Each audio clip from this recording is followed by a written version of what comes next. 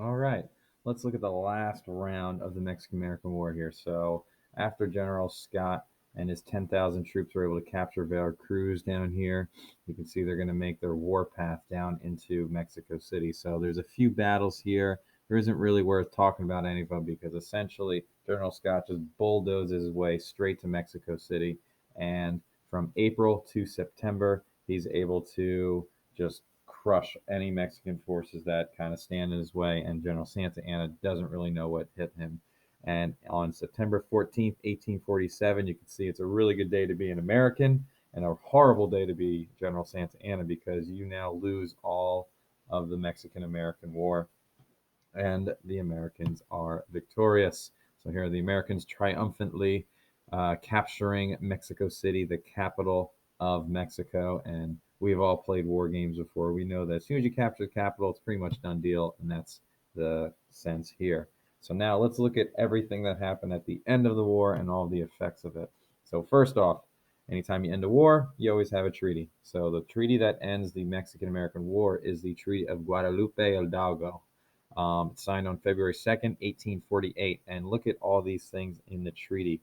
Mexico gives the United States over 760,000 square miles of land.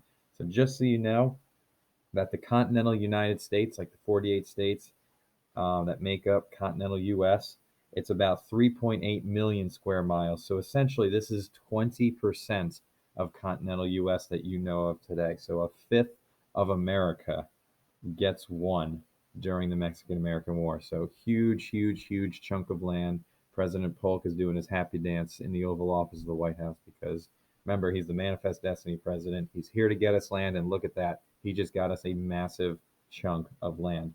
Also, the whole issue that started this whole thing of where is the southern border of Texas? Is it the Nueces River, the Rio Grande River? We set it up saying, okay, Mexico, it is now officially the Rio Grande River, and it's going to stay that border.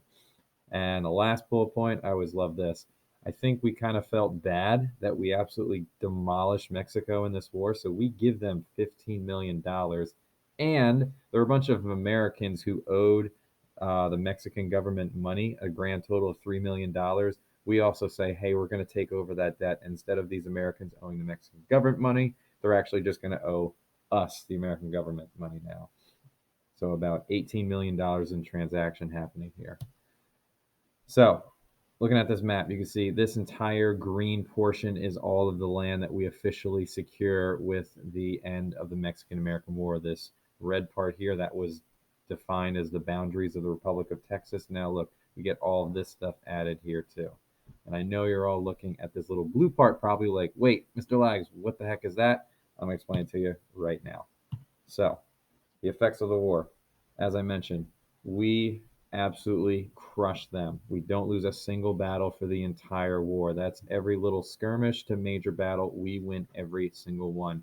Mexico loses 25,000 lives and over half of its territory. So Mexico got whooped.